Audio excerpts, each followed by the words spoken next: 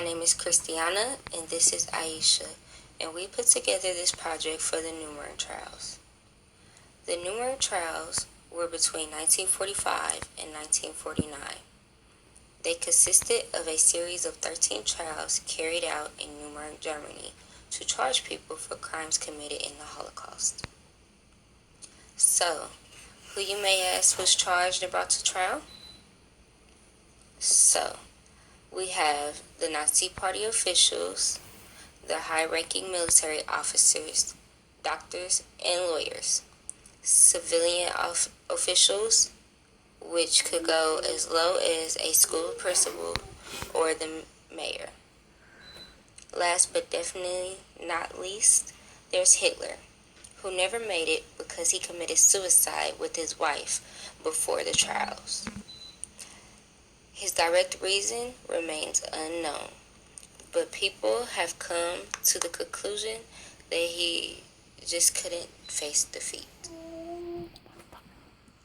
On August 8, 1945, France, Britain, the Soviet Union, and the United States, aka the Big Four, issued the laws and procedures to be used for the Nuremberg trials.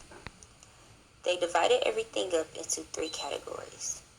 Crime against peace, which was partaking in any planning, preparing, starting, or waging war of aggression or wars in violation of international agreement.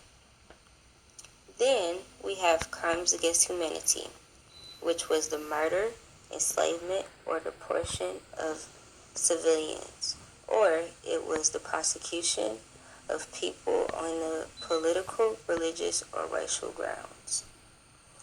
Last, there were war crimes, which was the violation of customs or laws of war, including improper treatment of civilian and prisoners of war.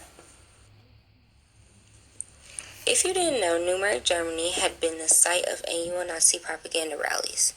It was also the symbolic end of Hitler's government, otherwise known as the Third Reich. With that being said, holding the post-war trials in Nuremberg were very ironic and symbolic. So, I'm going to bring us back to the who's again.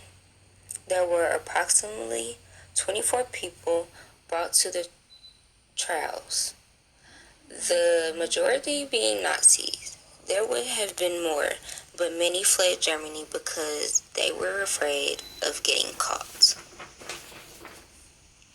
On October 1st, 1946, the verdicts were announced. Death penalty was given to 12 of them. 3 were given life in prison, and only 4 received a 10 to 20-year sentence in prison.